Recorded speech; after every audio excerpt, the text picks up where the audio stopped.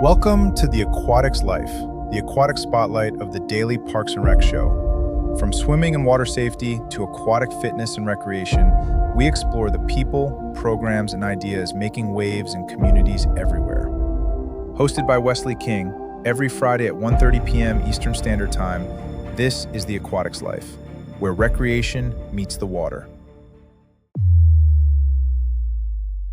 In this episode, Wesley King and Nicole Fairfield explore water safety, lifeguard training, drowning prevention, and innovative aquatics programs that help build safer and stronger communities. All right, we are live again. This is Craig LeBlanc with the Daily Parks and Rec Show, and I'm helping Wesley to host the Aquatics Life. Not that he needs me at all. He is actually doing better than I was after my first 4 shows. He looks like he's on his 100th show compared to what took him only 4 shows to become a master at. But, he's been spending his entire life mastering aquatics. And this is not the first time he's spoken about aquatics. This might have been the first time and actually, this is not his first podcast. He's actually been working with our guest today. Not only do we have Wesley King with us, but we have Nicole, and they've made some content together. And so he has been a hidden gem, at least hidden from me, not hidden from LinkedIn. He is like the machine on LinkedIn. So if you're in aquatics and you have not run into Wesley King on LinkedIn, I'm not sure that you're in aquatics. You might be in like the forestry department and not realize it. But anyway, so this is our newest show. The Aquatics Live show is every single Friday, 1:30 p.m. Eastern, All Things Aquatics. And I can safely say, if you are a director of the Parks and Rec department and you have an aquatics director or someone in aquatics, you can listen to all 4 of the former episodes, and I promise you they will get something out of it. I got a ton out of it, and I'm not even in aquatics. And so I'm just in the back end trying to just help Wesley in any way I can to launch this using our distribution and just getting his word out. I mean, he's pretty much got an amazing message for aquatics. I just look at DPRS as the megaphone he gets to shout into, and hopefully we get this in front of as many aquatics people as possible. So this is the last show of the week, but all week we've been producing content for the Parks and Rec community. So we started out with the Smart Parks Forward, talking about technology with our host, Dave Ramirez. That's on the 2nd and 4th Monday of every month. And then every single Tuesday, we talk about, we have an On the Front Line show with the legend, Jonathan Prue. And it's all about the military rec equation. So if you've played basketball on a military base, there are some MWR professional, Parks and Rec professionals run that for you. And then on Wednesday, with the help of Henry County, Georgia, we produce 2 shows a month. The first Wednesday of the month, it's Safe Spaces with Thomas White. And then the entire team comes in on the 2nd Wednesday of every month and picks a very specific topic that Henry County, Georgia faces, and we go into the weeds with them. So that's our Wednesday show. Thursday, our oldest show, is the Youth Sports Mass Show with Aaron Locks, and he is Mr. Youth Sports across America. He has got to be the most connected man in youth sports in this country. And he's been producing that show for over a year. So amazing content there. And then also on Wednesday, we have our Young Professionals Network show at 5 p.m. Eastern Time. And now Monday, Tuesday, Wednesday, Thursday, I do the leadership series where I interview Parks and Rec directors. And then our last show of the week, we close it out with our strongest show, which is the Aquatics Live show, also our newest member of the family. And we just this is our 501st episode. Yesterday was our 500th episode. It was a major milestone for us. And one of our very talented video editors, Chris. And by the way, I did want to give a big shout out to Chris and Jovi and Eunice and Kathleen and Sherry for working tirelessly to build full-time. This is their full-time job and my full-time job to build the Daily Parks and Rec show and the DPRS Media Network. So Chris made a 500th episode. Thank you promotion for everything that we're doing. So Jovi, why don't you go ahead and play those 2 spots? And when we come back, we'll start our conversation with Nicole and Wesley.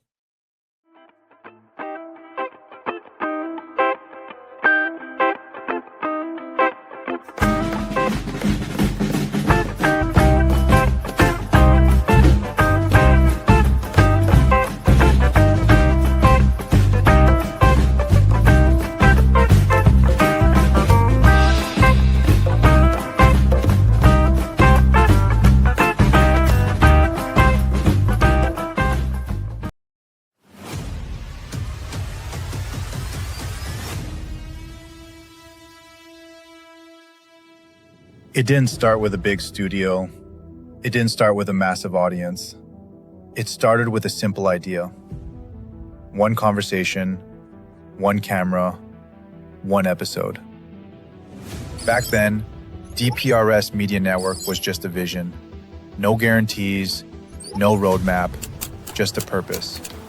To tell stories that mattered. Stories from the Parks and Recreation community. Stories of leadership, passion, impact, and the people making a difference every single day.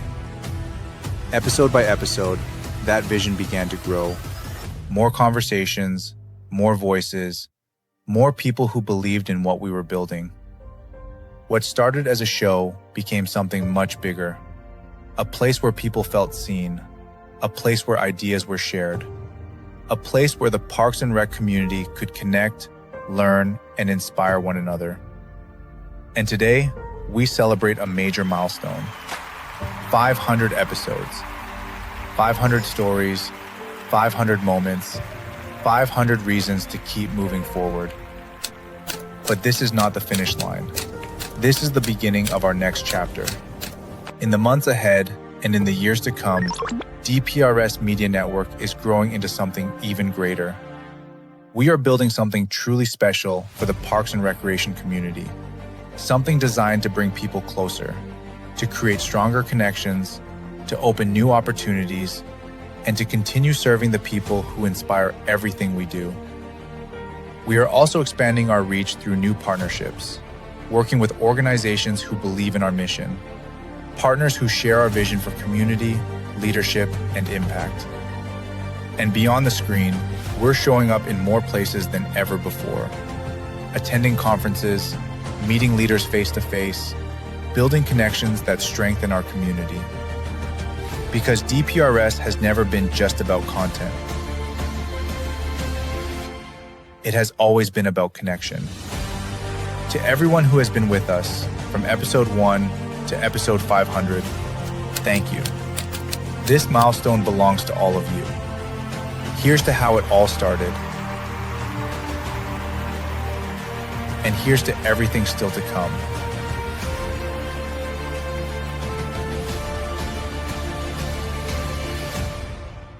The future of DPRS Media Network starts now.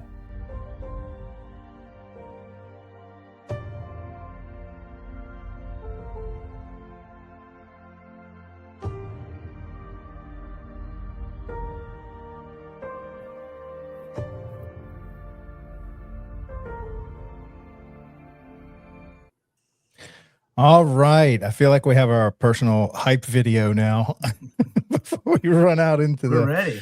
Yeah, we're ready to go. So Nicole, welcome to the show. Welcome to the show. Wesley, how are y'all doing today? Good. Glad to be here. Now, where are y'all both How did they at? have you?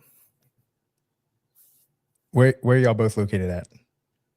I am in Brunswick, Georgia, which Uh-huh. is on the coast of Georgia. We have beaches and I'm right by the beach. Oh, I'm jealous.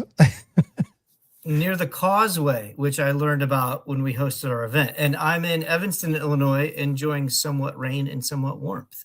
So happy to have Nicole and excited for the world to get to hear her story. How did I not know that you were I thought you were from Texas for some reason. I know you're on the same time zone, so you're in Illinois then. I am. I spent 2 years in Oklahoma and picked up a lifelong accent. And from the Midwest, everybody has an accent in the Midwest, Yeah. supposedly. So Yeah. Man, we visited y'all at that big Yes. state conference. Man, that was amazing. I'd never been to a state conference that big. Like IPRA gets it done. They do. do it big for sure. Yeah, we have a promo that we're playing at the very end of this episode of our entire event there. It's like a 1.5, 2-minute promo. They do a fantastic job. That's like a crazy good convention they have. So Wesley, why don't you kind of introduce the show of the Aquatics Life, and we'll wait. I think Nicole might be having a little camera issue, so this will be a good timing for you to kind of explain what the Aquatics Life is. Absolutely. And it is what we're doing now. It's getting to know the experts in the industry. And when we don't have guests, it's listen to me ramble about a subject that maybe doesn't get enough attention. But really, it's combining all the efforts of the aquatic professional, with the aquatic industry, with the aquatic consumer, all around your park and recreation, and trying to make the greatest impact we can for our community in what I somewhat refer to as the black sheep, redheaded stepchild of the industry. And it's largely because we don't communicate clearly enough, and we don't have that dialogue that we need to have with each other, with our what could be termed as competitors or other aquatic properties, and then also largely enough with the people above our heads, right? The glass ceiling is usually the C-suite in our industry. And so really having the conversations about how to break down those walls, convey your needs, and then put you in a position to really excel and maximize what you're doing with your pool for your community. Oh, fantastic. All right. So I'm just going to interview you as if Nicole's, oh, wait, she might be coming back. Here we I go. think she's here. And I've known Nicole. So for the audience, the reason I asked Craig to be here today is because I know Nicole like my sister. We do shows together. We do conferences together. And so I wanted to stay out of the weeds, and I wanted Craig to be able to invite Nicole into our world and not be influenced by my jibber jabber and all the particular aquatic things we'd get into. So Craig is here to make sure that we stay general enough for everybody, but while getting to know Nicole. Yeah. Well, Nicole, why don't you give us your backstory? How did you get into, well, first of all, how did y'all meet? So Wes and I met on Facebook. Yes. There's a shock. A great place. Yeah, it is a great place. And then we met in person at the AOAP conference. What is that? That is the Association of Aquatic Professionals, and they have an annual conference. And the one that we met at was it St. Pete? Yeah, because Yeah, my it aunt and uncle was are there. St. Yeah, Pete. yeah. Whew, I was confused for a minute. It was St. Pete, which is on the west coast of Florida. And it was last year's, not this year's. This year's was in Colorado. Yeah, it's the largest gathering of aquatics focused related individuals in the country. Thousands of people. And they also partner with the NDPA, which is National Drowning Prevention Association. And so Nicole and I are part of those groups, and we met in person just over a year ago, actually. Yeah, not very long. Not very long. Yeah. So for those who don't, for those who don't know, I get to ask all the dumb questions that someone that's not in aquatics gets to ask, and then they get to like, well, you're not totally wrong, or maybe you are totally wrong, and then they have fill in the gaps, the massive gaps that somebody not in aquatics, and that's because we have so many non-aquatics people that watch our show that might be tuning in, whether they're a director that maybe didn't come from aquatics. I like to try to ask so if I hear anything or an acronym or some term I don't understand, I'm like, what does that mean? And so that way y'all can add clarity to it so that maybe you can get people over to aquatics more. At least talking about it, right? That's right. That's right. Yeah. All right. So y'all met at that convention. So is that like a traveling convention similar to NRPA? It's kind of hosted in different cities. Just like that. Yep. And how big is that association? And workshops. How many people attend? 8. Well, the year we went, I think it was closer to 1,500. Before sometime, I think this year it was less, and there was more like not 8 or 900 this year. The Florida one was bigger. So yeah. And who attends typically?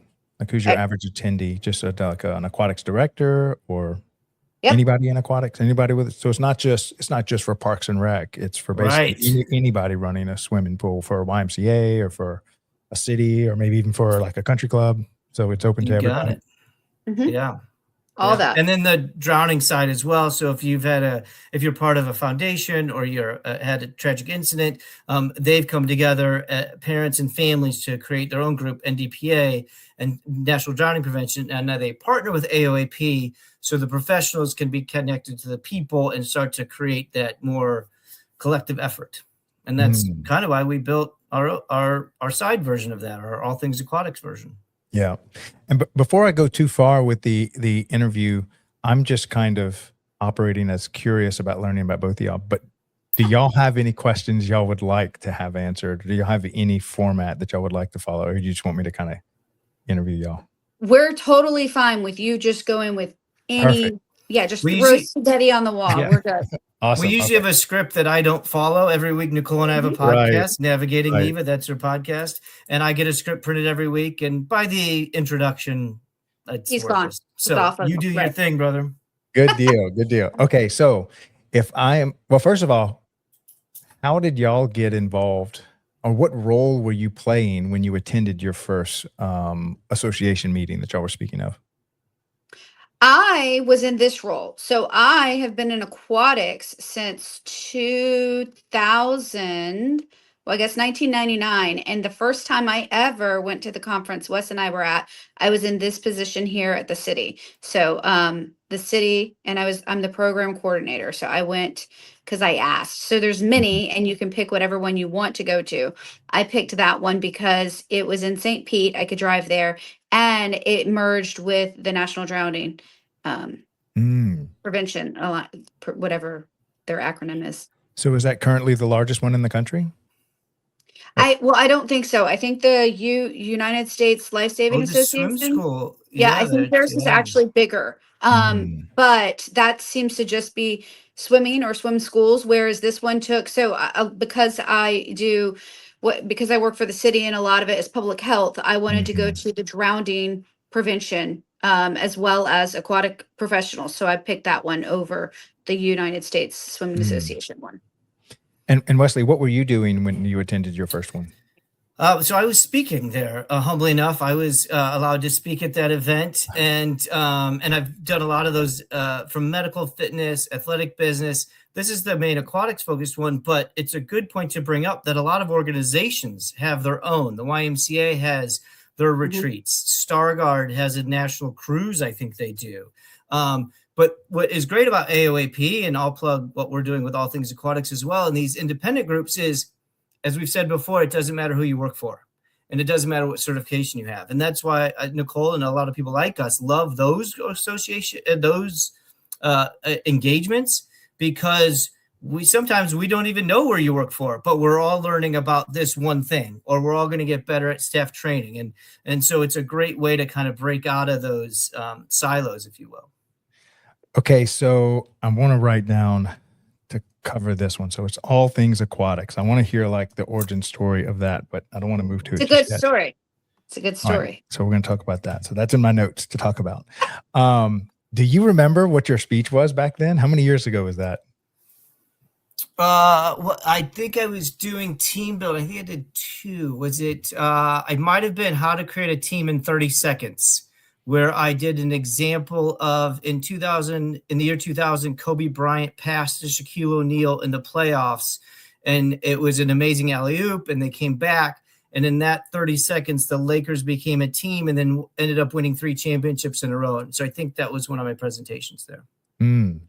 Now, is this a good annual convention for an aquatics director in municipal government and a Parks and Rec department? Would this be one you would recommend for them? Yes. And are there any others that you might recommend as well? The United States Swimming Association one. Okay. And so let me write down. And your state conference and your state event, whatever state you're in. Oh yeah. Every state has it. Yeah. Yeah. And what's the name of it again? What's the name of the association that y'all met at? AOAP. AOAP. And what does that stand for? Aquatics. I'm gonna take a stab at the first one. It's backwards, right? It's the Association of Aquatic Professionals. There you go. Of Aquatics Professionals. Jovi, could we look up? I'm sure they've got a website. They do. They're great.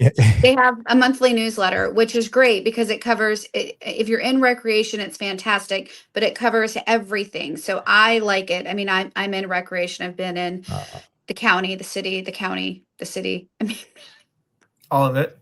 Yep. Back and forth. But all right. So like Nicole, your role, you are in charge of lifeguarding, swim lessons, and a bunch of other cool stuff. The great thing about AOAP is it recognizes that. It covers all of that in its content and discussions. Yeah. All right. So Association of Aquatics Professionals. Jovi, if you could have that link ready to put in the show notes so that if you're listening to this, they can click it and go straight to that website, because that would be, go ahead. Another popular one for municipalities is the WWA, which is Worldwide Water Park Association. And you're going to think that's weird, but we are kind of a mini water park. I only say that because we've got a fiberglass slide and we have the kiddie area, but the city below me, they are almost, again, like a mini water park. So even though it's worldwide water parks, it's almost those are neck and neck, which one you might want to go to if you're going to pick one, or maybe this year, next year, this year, next year. Those are really good ones for city and counties to attend. Yeah. Yeah. And I think on the last few shows I've made with Wesley, I was just blown away by it's really just a fragmented, I guess, aquatics. Yeah. I don't even know what to call it. Look at her face. Her face says it all, my man. I've been listening to all the shows, I can't support Wes if I'm not on every show. Right. Well, thank you so much for supporting us. He's doing a great job, and I'm sure a lot of his content might have come from just his exposure to y'all making content together. So he may be like stealing some of your one-liners or something. Oh, P.S. While we're there, Nicole, there was some things I got wrong last week, specific to they were really funny. Yeah. Which so ones? you asked Wes, you specifically asked Wes about the shepherd's crook and the ring buoy. And I wanted to correct for the audience, a shepherd's crook and a ring buoy are great, but they have nothing to do with lifeguards. So they're required on the deck because the Department of Health wants them there, so that if everybody here in my building were to go out there, the after school kids and my janitor and the maintenance man, he is going to use that. But my lifeguards are never going to touch that. In fact, my lifeguards don't even know what it is. I mean, it's in the lifeguard book, but if we didn't use it and practice with it, they just forget that it was in the lifeguard book. But my staff for the city recreation department, that's what they would use. So you're going to see it at all public pools to include HOAs and hotels, but lifeguards, we don't order it. We don't use it. We don't reorder it. It's just there with the build and just sits pretty on the wall. Almost like a yard ornament like that. More like that. Yeah. So it's kind of like I didn't clarify that. Yeah. It's kind of like a fire extinguisher on the wall. The firemen never use it. It's kind of like for the person that started the fire right. to try to do something before the fire department gets there. Exactly. But the rescue tubes, those are, the lifeguards do use them. And like Wes said, you go through them. And right after your show, somebody absolutely asked the same question on Facebook with the term, how many, is this supposed to last one season? And everybody's like, yep, sure is. That's all you get.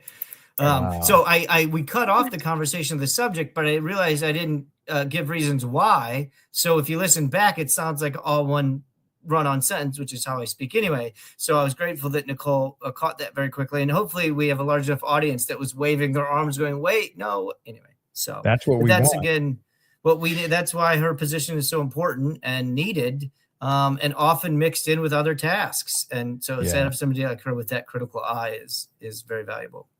Hold on, I'll pull her off stage until she comes back. Okay, so what, and by the way, this is how I started the Bitcoin Daily Show. I knew hardly anything about Bitcoin when I started one of the largest Bitcoin shows, because I could not get these super techie basement dwelling Bitcoiners to speak.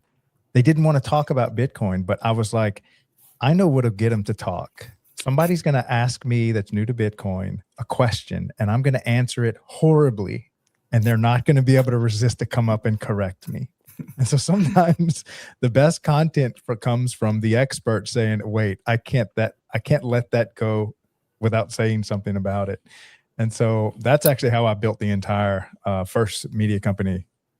Well, you're going to fit in great with Aquatics, because we are not shy about telling each other when we're wrong. We could get better about telling each other when we're right. Let's clarify. And I only mean that because we know what we're dealing with. We know how much wrong can mean if we don't get it right. I'm curious to how that situation plays out, where you have somebody on staff that is afraid of swimming. They're not a lifeguard, but they see someone drowning, and so they have to grab the hook. Where's the lifeguard at this point? Are they saving someone else that's drowning, or how does this, I wonder what the rare scenario this plays out. So I can answer for my pool here. So for 7 months out of the year, our pool is closed, and I have a maintenance guy. And in fact, I think every maintenance man I have could not swim. And one in particular, Keith. Yeah. So Keith, he can't swim yet. He'll help me carry the 50-pound bags or the really heavy chemicals, and they'll all bring him in and bring him to my pump room for me. And one of them in particular will come and walk around the pool with me. And it was when we were walking around the deep end, and he's like, I can't swim. And I'm like, why are you standing here with me? So, those kind of people could be on your deck, and they could in the off season, and somebody could fall in, I guess, or. So I'm assuming there's some type of employee training of non-lifeguard, non-swimming pool people, but they still walk past the pool that you might say, okay, none of y'all are lifeguards, but in the rare scenario that you're the only guy around, go grab that thing and try to fish the person out. Yeah, we haven't talked about where I live really, but we're a peninsula. People don't really refer to us as that, but we're on the tip of the city, and the city is surrounded by water on three sides. And so we train our what is it, the city cleanup crew, public works, the public works department, police, and fire, and I offer that class to them, which is called basic water rescue. Some states require it for foster parents, such as our state, Georgia does, which just teaches you how to be safe. It teaches you how to save somebody else without putting yourself in danger. So whether that's a wading assist or using that equipment we're referring to, but we like to teach it to the city employees. And not only that, your location has so many drownings in areas on the shore in the rip currents. There's actual nonprofits created for kayak and open water drowning. It happens so much. They actually have a kayak about maybe 10 miles or 8 miles from you, I believe, where they have hundreds of people kayaking every year to create funding for the amount of people that drown off the cliffs and curves and waves. And Nicole would say better than I did. But so she has the open water mindset she has to deal with too, which 80% of our country doesn't even talk about. Now, y'all go ahead? Well, go ahead, because I have a follow-on question on that. So we don't have a lot of drownings in our city. We have a lot of drownings for tourism on our island. And that's who the nonprofit that Wes is referring to does. So the city itself doesn't. We just train our people for, like hurricanes or floodwaters. We just don't, we believe charity or hospitality starts at home. So we want to make sure that our staff, our employees are safe first, which is why we do that training. Okay, so Nicole, let's dig into your kind of personal journey coming in. Like, who were you as like a high school, grade school kid? Were you exposed to Parks and Rec or swimming at a young age? I was exposed to swimming at a young age. I did not grow up at the city or county pool. I grew up in the neighborhood pool, which was just run by our neighborhood. It was packed. It was crazy packed. It was 4 feet, maybe 3. It was over my head, so I had to swim. And then the deep end was deep. There was a diving board. And then I went to Florida, and we just had a pool in our backyard. And then there was a city pool and a county pool, but the Y was closer. So I got my PADI junior diving license before my lifeguard certification at 13. And I did the same test in the same pool I did my lifeguard test in. So I got my PADI lifeguard or my PADI open water certification. And then when I was 16, I got my lifeguard, and I guarded all through high school. Loved it. Didn't even know it was a job. I just applied because I wanted it, because I like the water. And I thought it was the best. And I taught lessons, and I was a lifeguard. And then I left the Y to work for the city recreation department. And I really enjoyed that. And I got employee of the year the first year I was there. And I left South Florida, and I came up here to Georgia, and I went back to the Y after college and a real job. I said, this is horrible. I'm going to go work at the Y and play in the water. And I did. And that took me to the county. The county paid a lot more than the YMCA. If no one knows that, they usually do. I didn't know that. So I enjoyed it. And I had 2 beaches and 2 pools that I oversaw.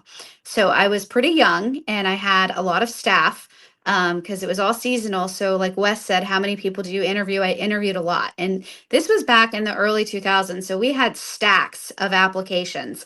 And over the decades, these stacks have gotten a lot less, to the point where we're desperate. You apply, we'll train you kind of thing. Whereas back in the day, it was kind of like, it was not, we would train you and then we would still get tons of applicants, but that was the county, and now I'm at the city. So same location, but I went to the city pool, and I really like it because it's the deepest pool. I've got 2 diving boards and a water slide. The county didn't have that. They just had a boring square pool. So I appreciate my fun pool. I like it a lot. So it's kind of like the gym in town. All right. So I can't believe we're already at the halfway point. I feel like I'm still in the introductions. We're going to have to do a part 2. I can just see it. But you can blame us for that.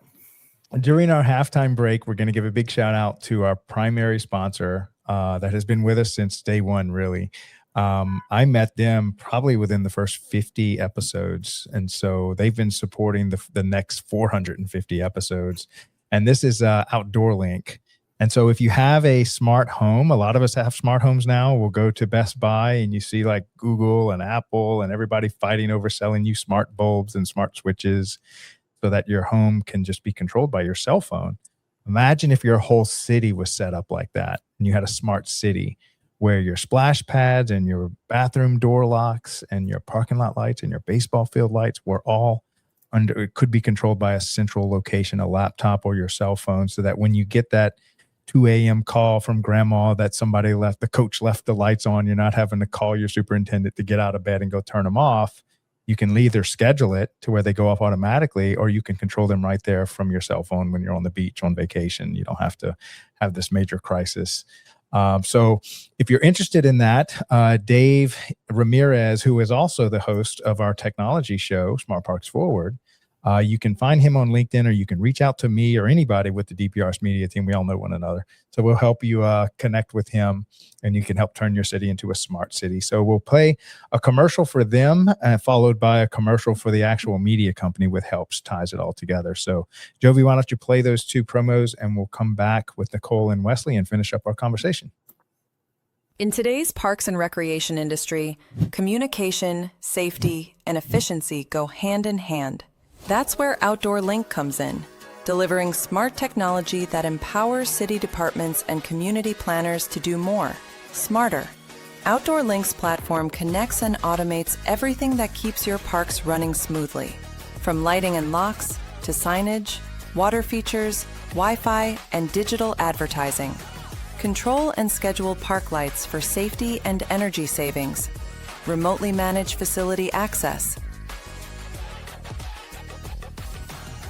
Coordinate fountains and splash pads. Provide public connectivity.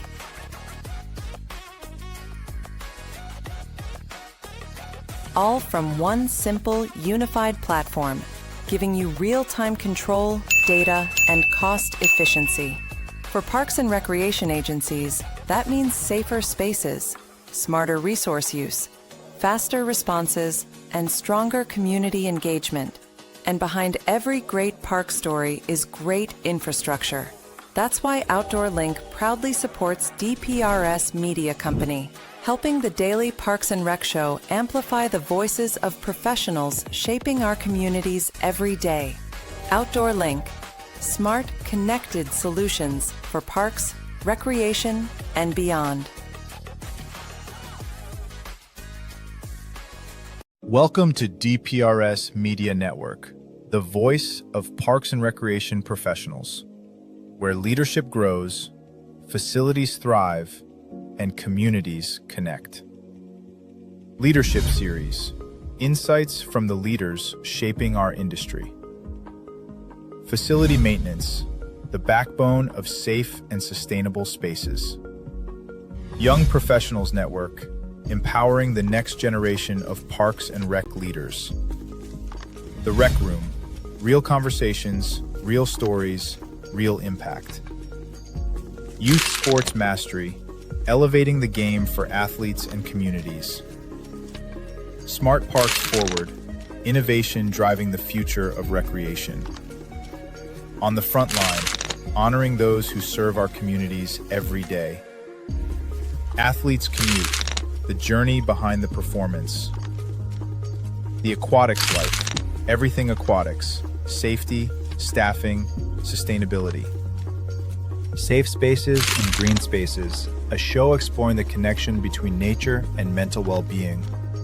And we don't just tell the stories, we show up where it happens. From local gatherings to national parks and recreation conferences, DPRS Media Network is on the ground, capturing conversations, highlighting innovation, and amplifying the voices shaping our industry's future. DPRS Media Network, connecting parks, empowering people, inspiring communities.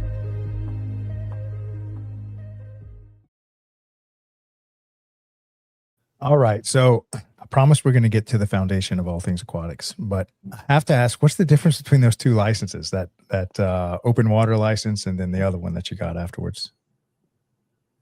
Oh, Patty, the junior Yeah. dive. Okay. Yes. So I was in South Florida. So my uncle was a dive master. So at 13, I could be a scuba diver, but it was called a junior diver. So you were a certified scuba diver before you could be a lifeguard. And I was. Okay. When you said diver, I was thinking the guys in the Olympics diving off the. No, but my why, college Craig, pool did I have would a give dive you a well. hug.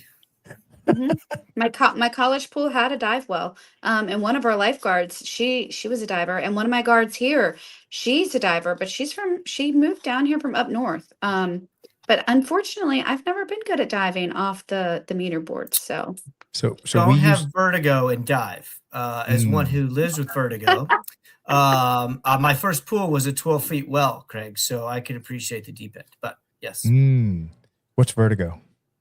Vertigo is an inner ear infection when the hairs on your ear get infected and it creates an unbalance. And when you're diving, you're flipping. And when you're doing flip turns, you're flipping. And long story long, I was at the bottom of the pool, and thank God my coworker knew I wasn't messing around and came and got me because I could not find my way to the top of the water. So you lose your sense of direction. You don't know which way is up, which way is down. Right. And if you force yourself into a spin off a springboard, you're really in trouble, which is what I did. I must have that then, because I was a cheerleader for the University of Kentucky. We national champions. Go Wildcats. But when I started doing backflips, I was lost. And I did round off a hamstring backs and layouts and stuff, but I blacked out and was going off of muscle memory. And so all these girls that get thrown up in the basket tosses, they know exactly where they're at any moment. I was blind, and I wasn't the only guy, but I didn't have a gymnastics background. And I always wondered why my whole eyes, everything just went black. And it wasn't until it'll do it.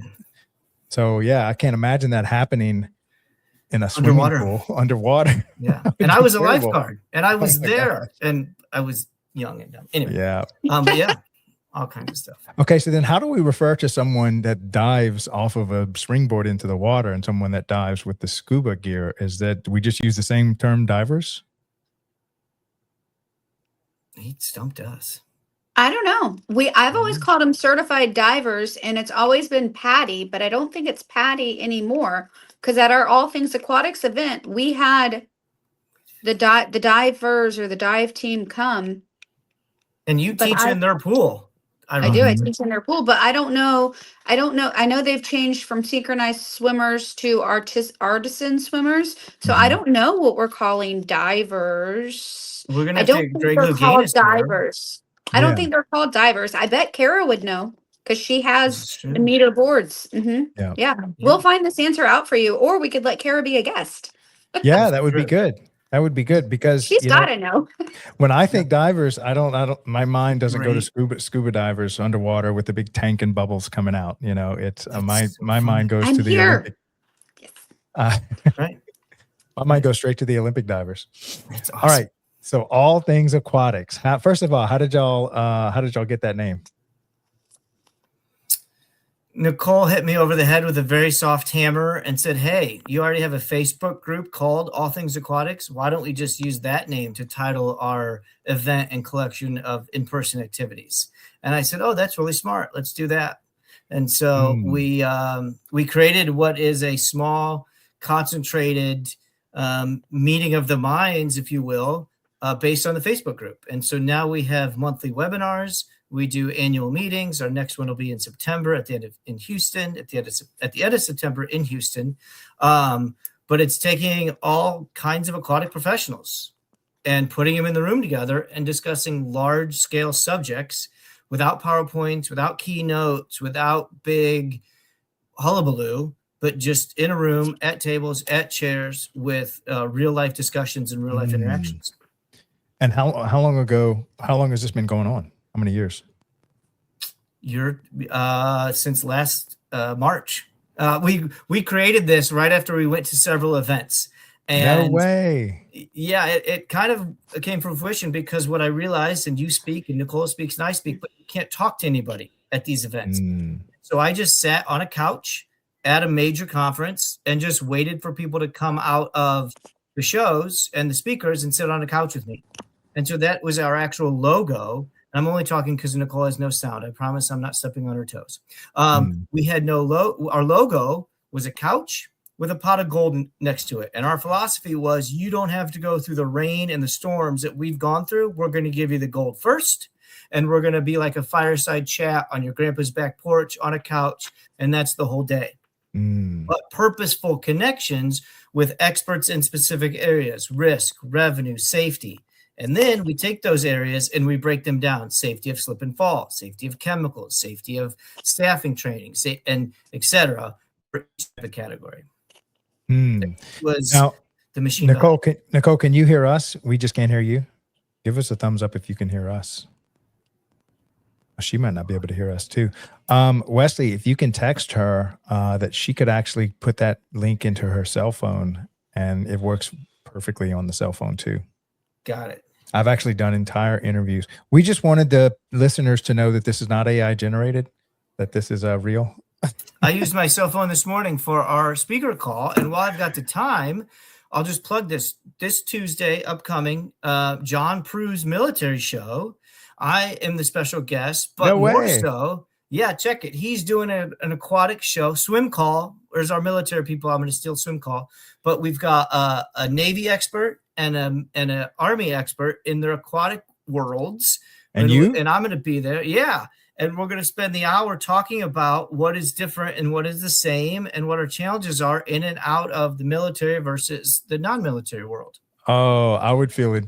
I'm not you, so I don't have all this aquatics background, but I would be mortified thinking I'm going to be on stage talking to somebody in the Navy that teaches swimming. We have had 2 practice meetings, and both times I very quickly were like, oh, I know what I'm doing, but I don't know what I'm doing. And right. Here's the teaser for anybody listening. And I know Nicole, I think she's back on. Nicole, are you back on? Yep. Okay. Oh, there we go. Here's the quick teaser. In the military, they operate with the lane lines out of the pool first. In our world, we have to put the lane lines in to cater to our members and our users. But the military's base is get the lane lines out, maximize the whole pool for all of its purposes, and then create space as needed. So it's an awesome flip of a mentality that I wish, and I think Nicole does too, the Parks and Rec world and our other sides of the world could implement a little more. Yeah. Anyway, I don't know if this is true. Maybe I've watched too much Hollywood or too many documentaries on the Navy SEALs, but don't they have to like drown you and you have to trust that they bring you back as part of the Navy SEAL training? Is that true? It is. Very We're close. going to find out Tuesday, but it is intense. It Yes. is. And I don't mean a tent like in the woods. I mean, it'll come get you. Wow. There you go, Nicole. That was for you. That's it. She's back. Craig, Nicole, will you tell us about what floating sound baths are? Yes. So floating sound baths are a very new thing. They're very exciting. And I did one last year and it was a huge hit. So you can do these in multiple ways. We did ours with a certified practitioner who is certified in sound and vibration therapy. And she played her music. So she has like, I think they're I don't know, they're different materials, but she also has crystal bowls that she hits and they vibrate and they make sound. So on our pool deck with really good acoustics, she did this and then people, they were floating. So you can do a sound bath when you're on the land, but when you do it in the water, it gives you the benefit of floating. So it takes away a lot of the feel, and What then were you they just on? to What were they completely floating on? relax. They are floating on twin air mattresses. And some facilities, a lot of these, there's one that Wes and I know of at a Croc Center. She plays the music herself. So you can absolutely just play the music yourself and keep it cheaper. Or you can partner with an agency like we did, and they play, it's more, I guess, more exciting that way. Yeah. And But that's it. you're So I have photos floating. of it. It was great. Yeah.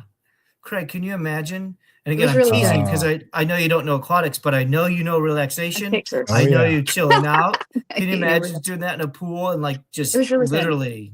Yes. Like- Yes. Actually, one of the best meditations on earth is at the bottom of a cold plunge. If you can get one deep enough, well, I have a 7-foot cold plunge not too far from my house, 7 foot deep. And turns out that your body is more concerned about suffocation than it is about freezing. So if you want to get your mind off the cold, start thinking about, I'm going to drown if I don't go to the top. Right. You totally Right. forget that you're freezing. You But know, it's crazy, the mind games that go on in the bottom of a cold plunge or in a sauna or even at some of these other things where you're supposed to be relaxing. But they do offer a sound bath at my yoga studio, which is like 100 feet from my house. I'm going to have to go check it out now. Yes. So they do sound baths all the time. The floating sound bath is when you're actually on water. So that's the difference. The floating sound bath is you're floating, and the sound bath is, of course, you're just, Right. those are popular too. I wanted to hear that mainly because this is as much of helping you, Craig, out. Like that's so far from a 4-year-old swim lesson that traditionally, when we think of parks and recreation, you don't think of that type of not only elite service, but competitive service to all the markets Nicole and a lot of parks and recs have to compete against. So yeah, it was a chance for her to say that, but also to open up the discussion of what are the things do we have to provide in our pool or services that 20 years ago we never had to think of, whether it's lack of staffing, revenue, competition, etc. So in Nicole's world, you've really had to branch out and partner in different ways. I mean, you taught CPR in a restaurant. So there's a lot of things you do to make the community aware of the pool beyond swim lessons. Now, I have another dumb question for two aquatic specialists. How do y'all handle like cold plunges and hot tubs and stuff that's not like swimming pools? If they're like in the swimming pool area or like in the locker room, how does that fall on y'all's radar if you still got to kind of manage this? So we always have to manage the water regardless of where we hit it. In the closet. Yeah. The locker room, the closet, the pool deck. But they're not always guarded. Our cold plunge isn't guarded. Our hot tub in the locker room isn't guarded, but we're still responsible for the water. Wes, what are you adding to that? So I think you're right. It's two keys. Is the water safe? And are they going to get a disease or illness because the water is unbalanced? And how do I protect the environment itself from an emergency radio to, I know, signage. All right, signage. But how are we training our staff? We go back. I tease that everybody's got a facility tech. They're all named Keith. They all got a beer belly. We love them all. But if Keith is our guy in the locker room and Keith doesn't know how to look for a zip scar, Craig, is a scar. We've had heart surgery. I used to give my staff cash, handheld cash, if they came back from their chair shift and told me how many zip scars they had. It's no different in a locker room. It's no different in looking for trip hazards. So that's the answer. It's two parts. Is the water good? And when the water's good, what happens if the human is not good? And Nicole's right. We don't have lifeguards in that pool. And somebody's going to be under 16 that's going to sneak in there. And members are going to complain. And you can't have a locker room attendant just sitting there staring at people in a hot tub because that's weird, right? Yeah. So you have to have, I say countless, but multiple steps and guardrails, including the railings themselves, literal guardrails on how they get in and out of the property itself. All right, so I have kind of a challenging topic for you, and it's because I experienced this at the cold plunge. We had, so our cold plunge is like this, it's like the size of a Walmart, and there's like 5 Olympic swimming pools. One of them's indoor, the others are outside. They've got a massive cold plunge, hot tub, saunas. I mean, it's like Disney World for working out. but a hospital built it. And it's Are you in Thibodeau? Are you in No, Thibodeau? No, it's in Harahan, which is right by the Huey P. Long Bridge as it comes over. It lands in this. It's brand new, right? No, it's by Ochsner. Ochsner is like the biggest hospital network in New Orleans. I think I inspected that medical property. I mean, they spent. Keep going. I wouldn't be shocked if they spent $300-400 million on this facility. I mean, you can get lost in there, and people spend all day in there. Yeah. And so there's a huge, probably half, maybe even 3/4 of the population would be over 60. Yes. And probably once every 3 months, somebody would pass away because they were just at that point in their life where they could go at any moment. And this is just how they spent their life, living with their community, and they were up in age. And well, it never happened like literally right when I was there, but there were several times where there was a big buzz around, and I would talk to the OPC, yeah, we had somebody pass away, and they were like in the hot tub. And like, how do y'all handle those situations where, I don't even know if y'all have had one of these play out, but is there any kind of protocol for that? Well, there's an emergency action plan for it, and it happens. I'm not going to name names on this show or ever, but I can tell you there's a sauna that had a person pass away. I can tell you there's a locker room that had a person pass away. And I'm pretty sure, I mean, and there's a pool that had somebody pass away. And all three of these are similar to what you're saying. They were older in life. It was their community, and it just happened to be where they went. I mean, one was, I'm not going to say induced, because they just enjoyed an aerobic class or activity prior to it, and it might have stressed their heart out.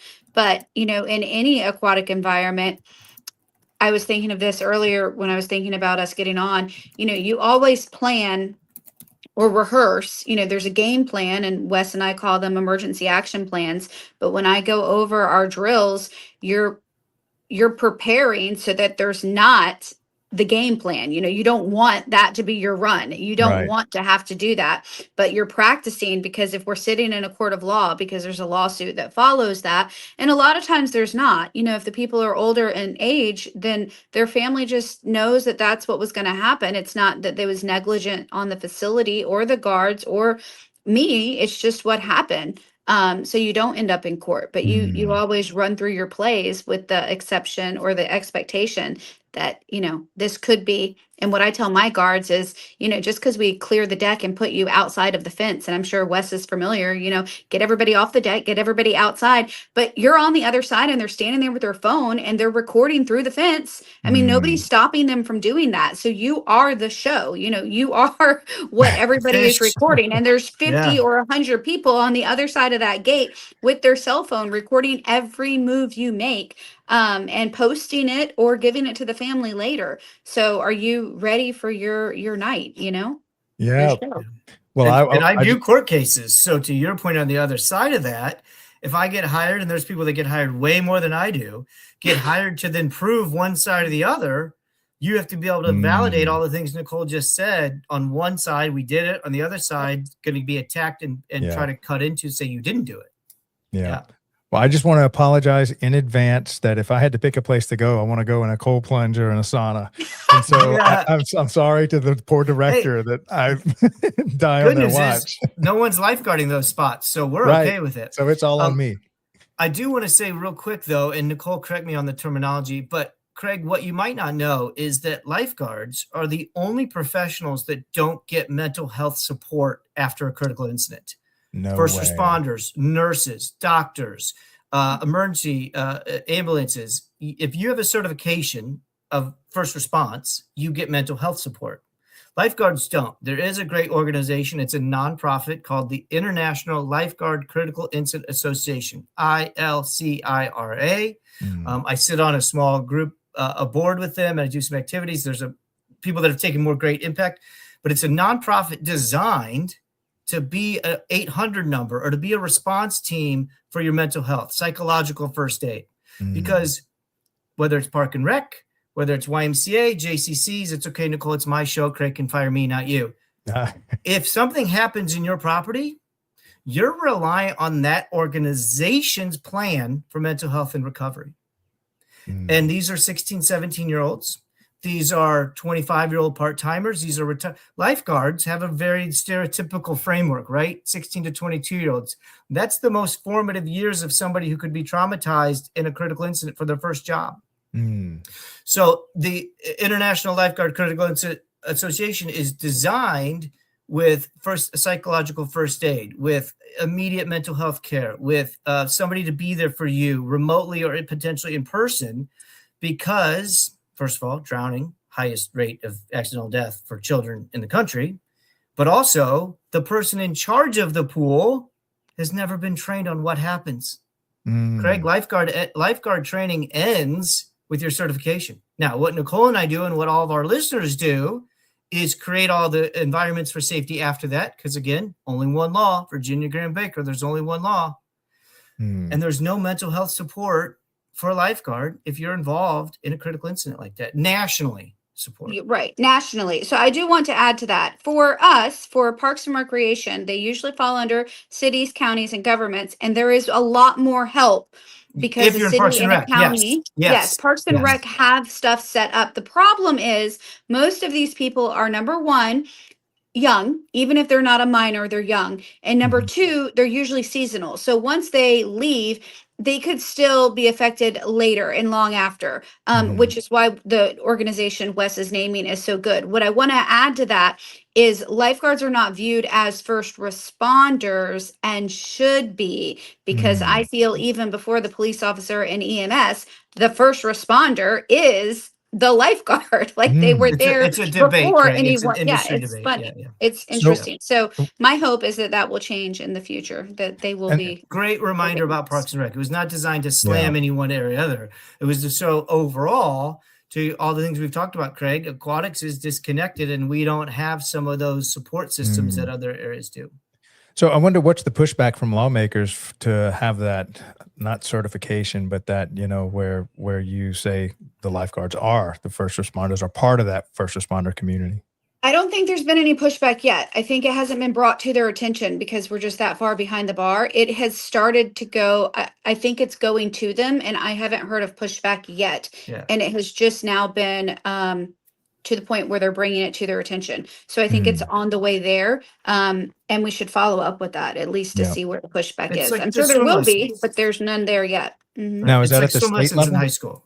Oh, sorry. I think it's at the federal levels where they're trying to push it to, because they want it to have standards. And this is more of a push for beach rescue, which Bingo. obviously should be, because why are they not? And that's the big fight. And that's the legislation is coming down from the federal level on that. And to that point, like in California, if you're a beach lifeguard, there's a term for this, but you're trained on how to give birth. You're trained on a lot more active response emergencies as well in New York than you are if you're at a different location, because of the intensity and the requirements of that employee and that job.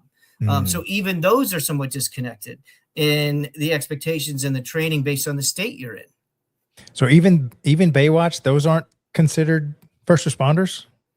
Not nationally, right? Not nationally. Nicole, I mean, again, write your letters, send your letters in, but there might be a piece of paper somewhere that says we are, but we're not treated like that. Right. So maybe there's a couple of states that might have said, well, yeah, in the state of Texas, we are, but maybe the other 40 states or whatever are not. Well, I think the reason they're saying they are is because they're falling under the classification of the fire department, and that is how they're getting away with it. So they're but not even by saying themselves. it. We're just funneling it into an already approved bucket so that we don't have to fight our own fight.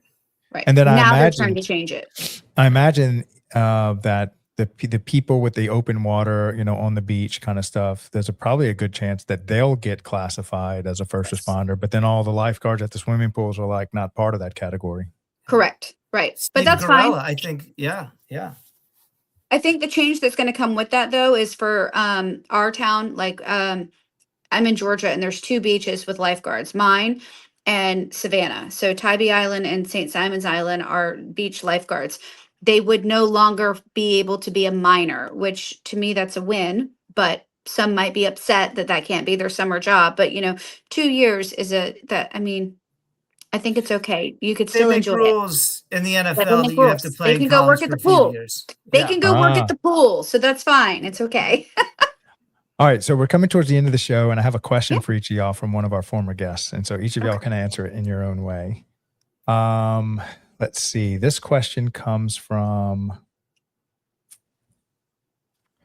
This one comes from John Lewis in Rexburg, Idaho. So the question he has is, what has been the most influential event that has contributed to your success when you were young? Actually, I'll give that question to Nicole. And then the previous guest, their question was, if you had to tell your entry-level self one piece of advice, what would it be? That'll be Wesley's question. So why don't we, Wesley, you go first and we'll let Nicole close us out. Well, this is real. There's no bots here. We didn't know that was coming. If I had to tell myself, and I love when celebrities and famous people get this question. I've never thought about it. First, it'd probably be chill out, dude. Chill out, bro. No one died today. No one, there are no blue kids at the bottom of the pool. There are no old ladies screaming at you. There are no all the stereotypical things that I'll get in trouble for saying. It didn't happen. So check yourself. And if you made it not happen today, you can make it not happen again. And that would be the second thing, is find the things that you did well and focus on that, rather than trying to be everything to everybody. But those would be, first is chill out. And the second is get better at what you're good at and stop worrying about the other stuff. Oh, I love it. All right, Nicole. Okay. You said the most influential from my childhood. Yeah, event that kind of contributed to your success down the road. Oh, contributed to my success. Well, so when I was little, I drowned, non-fatal because I'm here today, but I would say that is how I got here. I didn't think lifeguarding could become a profession, but here I am every summer training guard. So I have pulled that, almost not making it to swimming, to being a lifeguard. And then I come back every summer and train new guards. That's what changed it for me, because I would not have. I would probably be at a desk job somewhere, and I don't like the desk. I go out and I train new guards every year, and I'm going to keep doing it till I can't. So, yeah, well, that's got to be a big part of your story, of your why, of what you're doing, because you kind of survived. It is, and it's how I teach or how I train. Like I train, I guess it's the train the trainer. I train all of our new staff to teach swim lessons, and how I want you to teach somebody to swim heavily relies on how I felt learning to swim, because I was so scared after almost not making it, that how I felt when they pushed me in and were like, okay, sink or swim. I was like, that's not really going to fly. Let's be a little bit more considerate to the kids that you've got coming in that are fearful and afraid. And then we rescue kids every day, usually at the deep end, because they think they can swim, or they can swim until they go off the diving board, and then they kind of freeze. They forget how to swim after they plunge into the water. Oh, fantastic. All right. So that kind of wraps it. Oh, and by the way, Wesley, I was thinking, every time I ask people a question and I forget to tell them, I'm supposed to tell them in the interview process or before the show, hey, you got a question coming your way. And I never do. So maybe y'all should do that to me one day. Just say, well, I have a question for you, Craig, some random questions you have no idea is coming. After what you've put me through the last few weeks, it'd be a pleasure, brother. Where do I sign up? I'm open. Anytime y'all want to throw a random hard question at me. I watch Tony Hinchcliffe. What's the name of that show from the mothership? But he always has to kill Tony. He's always like, what's the most influential thing in your life? Go. You got 10 seconds. And it's just like so much pressure live and on stage. So y'all can. We live in aquatics where I don't want to say we welcome pressure, but if we didn't know what it was, we're in the wrong boat. I mean, I'm not making this too serious, but kind of to your point, Craig, asking a question on social media, if you put it in perspective, to getting your gloves on, the heart rate and the burn seas, like I'd take this any day of the week. People say they're afraid of public speaking. Sit in a lifeguard chair for a half hour. You'll love public speaking. Oh, yes. Yes. Yeah. And the pressure's always on, because there's always lives at risk when you're in charge of a swimming pool. Yeah. Don't tell the basketball courts that, because they get mad, but yes. Well, I appreciate all the work that y'all are doing, and thank y'all so much for being part of the Daily Parks and Rec Show family, the Aquatics Life. Nicole, you're welcome to come back anytime. I think we should do another show more specific on the aquatics. What's the name of y'all's? Hold on, I'll switch screens. Oh, the All Things Aquatics. Yes, we could talk about that for an hour. or Yeah. more. That is our passion project turned into nonprofit, turned into the goal is to get to the 99%, Craig. There's the elevator pitch. It's to get to everybody that won't go to a national conference, that won't travel for a hotel. So we're going to Houston. We're partnering with the University of Houston, and our goal is to take this show on the road across the country to hit as many towns and cities as we can. Well, this is a weekly show, 52 shows a year. So that's 52 hours of content. So we got some bandwidth to fill. I'm sure me and Wesley we've been talking about, we're just going to simply define aquatics, probably take one show. We're on show number 4. We haven't even gotten to pool chemistry or the water health.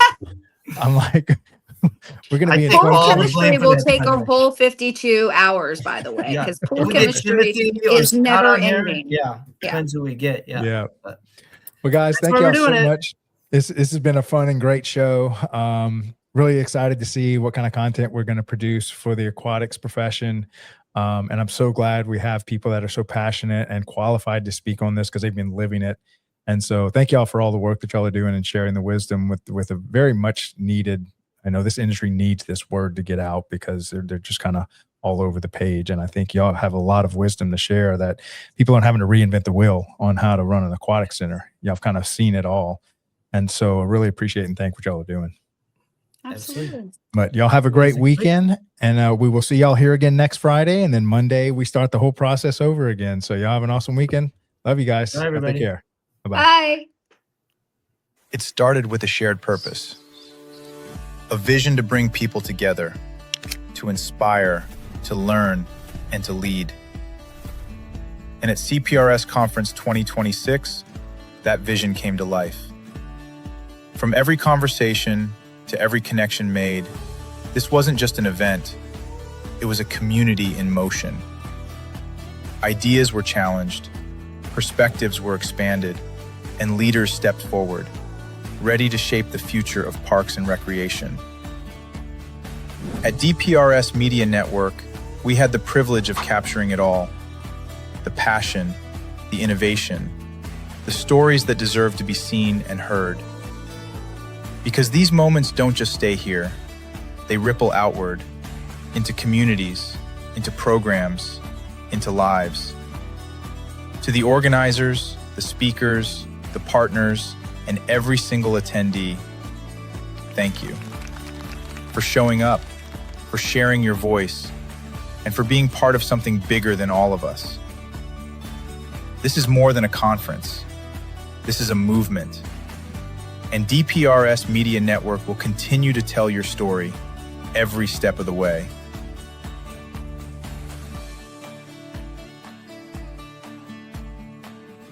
We'll see you at the next one. This year, we didn't just attend an event. We became part of something bigger. IPRA 2026 brought together leaders, innovators, and community builders, all united by one mission: to strengthen parks, recreation, and the people they serve. For DPRS Media Network, it was an honor to join IPRA 2026 and take part in meaningful, real-time conversations, capturing stories and amplifying voices that matter.